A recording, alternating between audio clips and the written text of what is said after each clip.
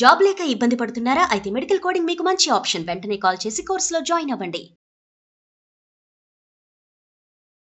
నమస్తే రమగారు. నమస్తే జయ. రమగారు, ఒక విషయం అండి. ఏంటంటే ఎప్పుడు మన ఇద్దరం మీరు స్టోరీస్ చెప్తూ ఉంటారు, రకరకాల విధానాలుగా మనం మాట్లాడుకుంటూ ఉంటాం కదా. ఒక మెయిల్ వచ్చిందండి నాకు. వాళ్ళు పాపం పేరు చెప్పడానికి ఇష్టపడట్లేదు, కానీ ఈ ప్రశ్న మీ ముందు పెట్టమన్నారు. దీనికి సమాధానం వాళ్ళు కోరుకుంటున్నారు మీ వైపు నుంచి. ఏంటంటే ఎక్కడి నుంచి రాశారో కూడా నేను చెప్పను, వాళ్ళ మ్యాటర్ మాత్రం చెప్తాను. వాళ్ళ అత్తగారు విపరీతంగా వేధిస్తున్నారట.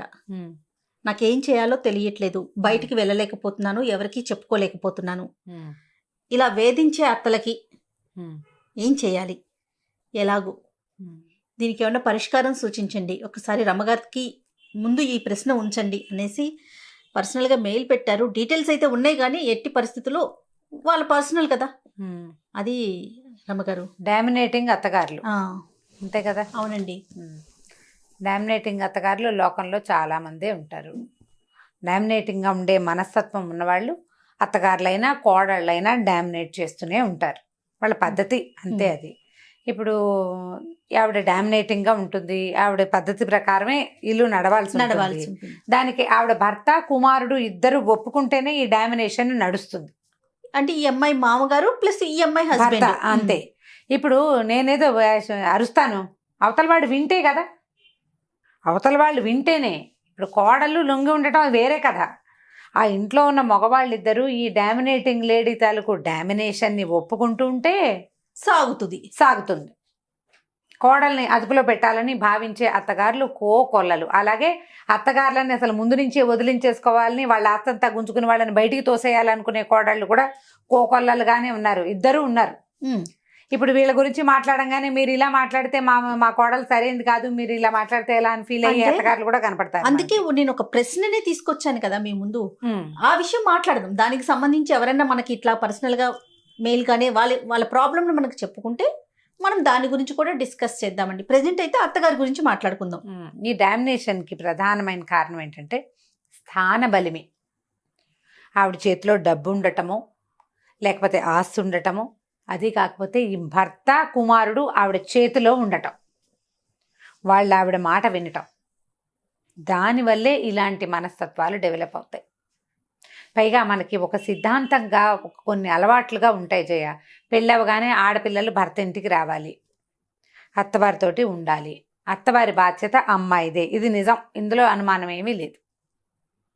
ఎందుకంటే ఇప్పుడు అత్తవారి తాలూకు ఆస్తిపాస్తులన్నీ భర్తతో పాటు ఈ అమ్మాయే అనుభవిస్తుంది కదా. అతని సంపాదన అంతా ఈ అమ్మాయి, ఆ అమ్మాయికి పుట్టబోయే పిల్లలదే. కాబట్టి బాధ్యత, హక్కు ఉన్నప్పుడు బాధ్యత తీసుకోవాలి న్యాచురల్లీ. ఇది మనకు అలవాటైపోయింది, మన పందా అదే, మనకి వివాహ వ్యవస్థ ఇలా ఉంది, మన పద్ధతి.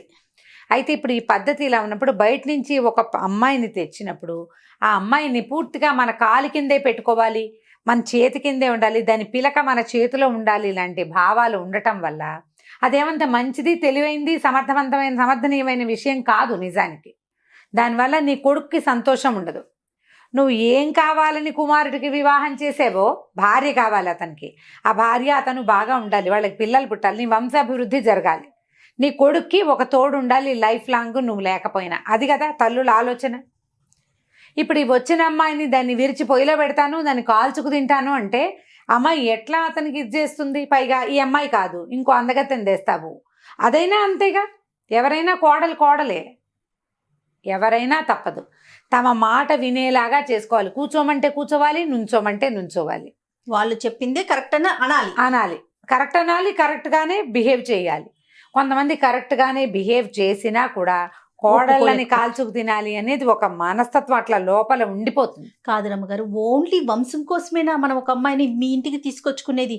మీ ఇంటికి వచ్చిన ఆడపిల్ల ఆనందంగా ఉండాలి, కానీ ఏడుస్తూ ఉంటుంది, ఏ శుభదాయకం? ఏమీ శుభదాయకం కాదు. నీకు మాత్రం ఏం సంతోషం? పైగా ఒక్కొక్కళ్ళు ఏంటంటే కొడుకుల్నే సమర్థించే తల్లులు. వాడు ఏం చేసినా, వాడు తాగేస్తున్నాడు అనుకో, తాగితే తాగేట్లే, నువ్వు కిందకు వచ్చి ఉండు, నువ్వు విడిగా ఉండు, పోని వాడితో ఉండబోక అనేవాళ్ళు. కొడితే కొట్టాడులే, తాగినప్పుడే కొట్టాడు, తాకపోతే కొట్టాడు, బాగా చూసుకుంటాడు కదా అనేవాళ్ళు. వాడు తాగినప్పుడు వాడికి ఎదురుకుండా నువ్వు వెళ్ళబోక, వాడితో పోట్లాడితే నువ్వు కిందకు వచ్చేసేయి, నువ్వు పక్క వచ్చేసేయి, నువ్వు వెనక్కి వచ్చేసేయి, నువ్వు దాక్కో అనేవాళ్ళు. సమర్థిస్తారు. కొడుకుని సమర్థించేవాళ్ళు. వీళ్ళింట్లో ఏ సిచ్యువేషన్ ఏ పండగ వచ్చినా మీ పుట్టింటి వాళ్ళు పెట్టాల్సిన అడిగి పట్టుకురా అని. అది ఆస్తి, పుట్టింటి ఆస్తి పట్టుకురా, లేదా తమకు ఇంకా డబ్బులు కావాలి. పెళ్లి చేసుకునేటప్పుడే అవన్నీ ఆలోచించుకుని చేసుకోవాలి. మొదటిది అసలు వరకట్నం దురాచారం, పైగా చట్టరీత్యా నేరం. ఎన్ని వరకట్నపు చావులైనా, ఎన్ని అత్తగారుల హెరాస్మెంట్ వల్ల కోడళ్ళు చచ్చిపోయి అత్తలు జైళ్ల పాలవుతున్నా ఈ డామినేషన్ మనస్తత్వము, ఈ వేషాలు మానరు. భయం లేదు జయ. అసలు నేను అనుకుంటా చట్టం ఇంకా కొంచెం గట్టిగా అవ్వాలనుకుంటా. ఇప్పుడు ఎలా అయింది, ఈ హెరాస్మెంట్ కింద 498A అని ఒక యాక్ట్ ఒకటి ఉంది కదా ఇండియన్ ఐపీసీలో. అయితే ఈ యాక్ట్ ప్రకారం ఆడపిల్లలు గనక ఇది చేస్తే అత్తగారులని వాళ్ళు భర్తల్ని అరెస్ట్ చేసేస్తారు, గవర్నమెంట్ ఉద్యోగాలు ఉంటే పోతాయి. అవును. దాన్ని కొంతమంది దాన్ని మిస్యూజ్ చేస్తున్నారు కూడా ఇప్పుడు, కానీ యూజ్ చేయబడుతోంది తప్పకుండా. ఇది కొంత మటుకు ఆడపిల్లలకి హెల్ప్ఫుల్ గా ఉండే విషయమే.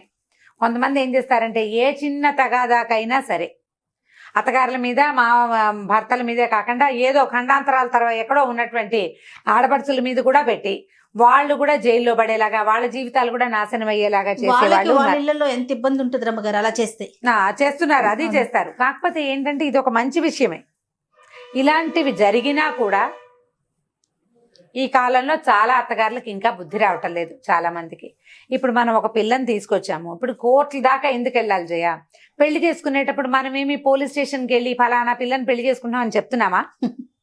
లేదా ఫలానా ఆవిడకి మా అమ్మాయికి అబ్బాయికి మా అమ్మాయిని ఇస్తున్నామండి, రేపొద్దున మా పిల్లకి ఏదైనా జరిగితే మీరు చూడండి అని ఈ అమ్మాయి తాలూకు వాళ్ళు ఎవరైనా వెళ్తారా? వెళ్ళరు. మనం మధ్యవర్తులతోటి మర్యాదగా ముద్దుగా ముచ్చటగా చక్కగా సొగసుగా మాట్లాడుకుని పెళ్లిళ్ళు చేసుకుంటాం. అదే సొగసుగా కాపురాలు ఎందుకు చేసుకోకూడదు? నువ్వు ఓ పిల్లని చూసాం, మనం ఒక పిల్లని చూసుకున్నాము పెళ్లికి. ఈ పిల్లని చూసుకున్నప్పుడు ఏం చేస్తాం, వాళ్ళ ఆస్తి స్వాస్తి వాళ్ళ ఫైనాన్షియల్ కెపాసిటీ అన్నీ మనకు తెలుసు. నువ్వు 4 కనుక్కునే చేసుకుంటావు.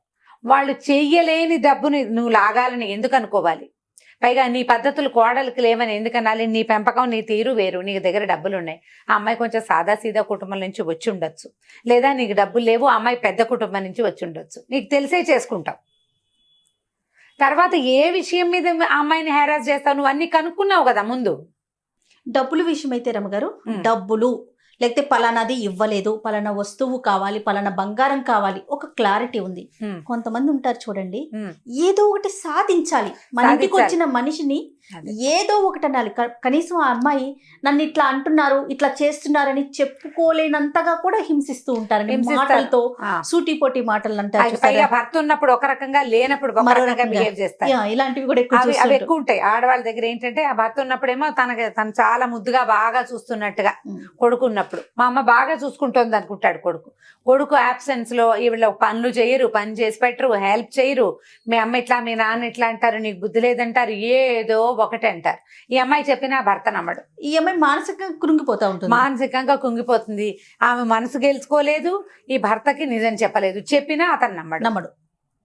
ఉంటారండి అలాంటి వాళ్ళు కూడా. ఇప్పుడు ఇలాంటి వాళ్ళు ఉంటారు. దీనివల్ల మనం ఏం సాధిస్తున్నామని ఈ అత్తగారు పోస్ట్ లో ఉన్న వాళ్ళు ఆలోచించుకోవాలి. ముందు ఒక పిల్లాడికి పెళ్లి చేసేటప్పుడు మనం ఈ పెళ్లి వల్ల ఏం చేయదలుచుకున్నాం అని పిల్లాడు పెళ్లి చేసుకునే కుర్రవాడు ఆలోచించుకోవాలి. ఈ పెళ్లితోటి ఏమిటని పెళ్లి చేసే అమ్మ నాన్న కూడా ఆలోచించుకోవాలి. దాని ప్రకారం యాక్ట్ చేస్తే అమ్మ ఈ 498A లాంటివి మీ మీదకి ప్రయోగించబడకుండా ఉండాలి అంటే మీరు కొంచెం జాగ్రత్తగా ఉండాలి. ఇప్పుడు ఇది ఈ యాక్ట్ పేరు చెప్పి జనాన్ని భయపెట్టడం కాదు మన ఉద్దేశం. అవునవును, ఇలాంటివి వచ్చే అవకాశాలు ఉన్నాయి.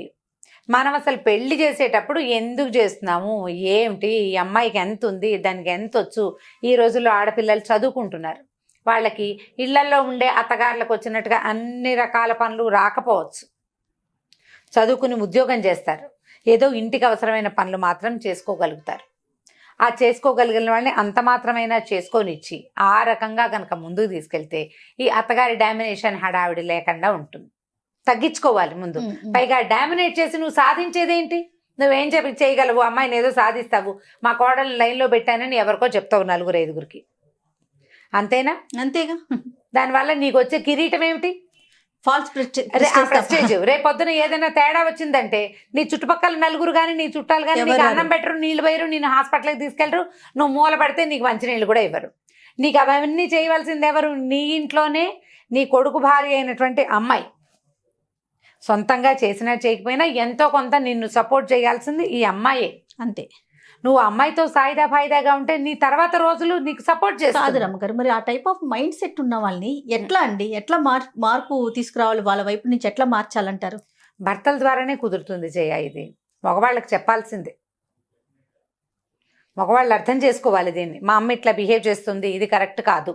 ఇప్పుడు మగవాడికి కూడా పెళ్ళాన్ని అదుపులో పెట్టాలని ఉందనుకో, కరెక్ట్, బాగుంది, పెళ్ళాన్ని అదుపులో పెట్టాలి. మరి మీ నాన్న ఎందుకు మీ అమ్మని అదుపులో పెట్టలేదు? నువ్వు అది ఆలోచించాలిగా. నీ పెళ్ళాం అదుపులో ఉండాలి, నీకు పెళ్ళాం కాబట్టి. మరి మీ అమ్మ కూడా మీ నాన్నకి పెళ్ళాం, నీకు అమ్మ కానీ నాన్నకి భార్యే కదా, నాన్నకి భార్యేగా. మరి అక్కడ ఎందుకు అదుపులో లేదు ఆవిడ?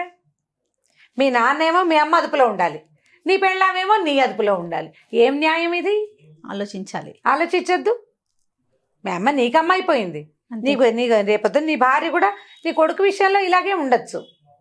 అమ్మ గొప్ప కానీ పెళ్ళామే కదా. మరి పెళ్ళాలు అదుపులో ఉండాలంటే అమ్మ పెళ్ళామే, పెళ్ళామే ఇద్దరు భార్యలే కదా.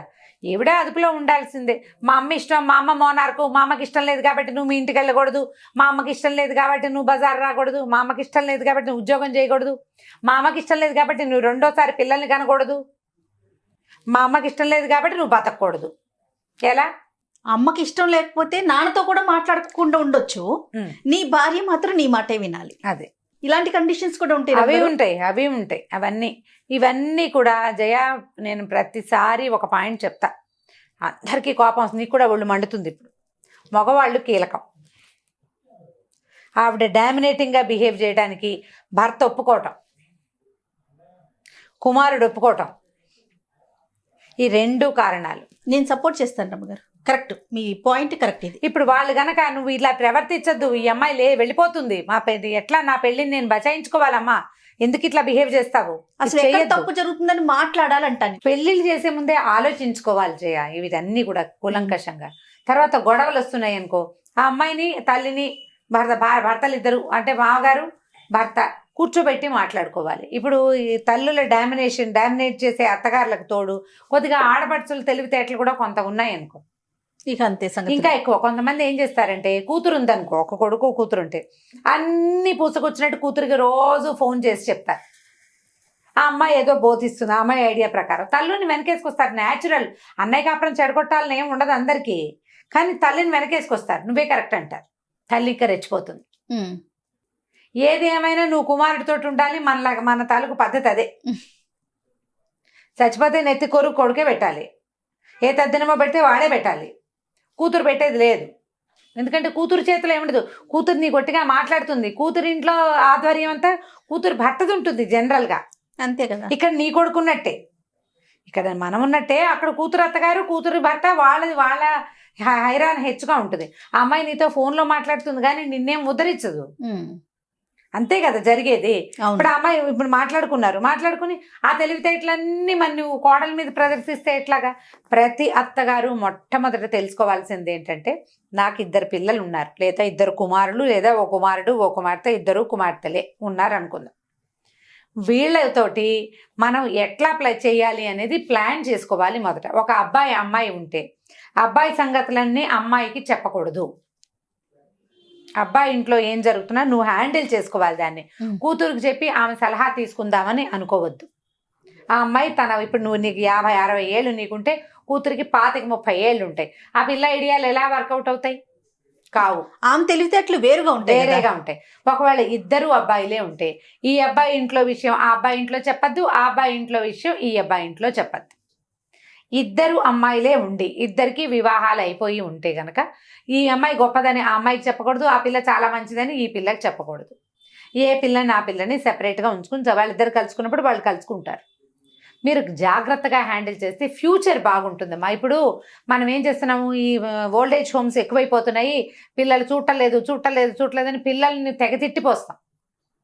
పిల్లలదే కాదు ఆ సమస్య, పిల్లలది కొంత ఉంటే పెద్దవాళ్ళు కూడా ఇలా కాల్చుకు తింటే బాగా సతాయించి, నువ్వు బాగా గట్టిగా ఉన్నన్నాళ్ళు నువ్వు సతాయించి తిట్టిపోసి ఎక్కిరిచ్చి దాన్ని ఏదో ఒకటని డామినేట్ చేసి పని రావట్లేదని తిట్టిపోసి అన్ని రకాలుగా అమ్మాయి ఫ్యామిలీని ఎక్స్ప్లాయిట్ చేస్తే నీకు ఓపిక తగ్గిన నాడు వాళ్ళు నిన్ను వదిలించుకుంటారు.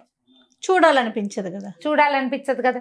బాగా చూసిన అత్తగారులన్నీ కూడా వదిలించుకునే రోజు ఇది.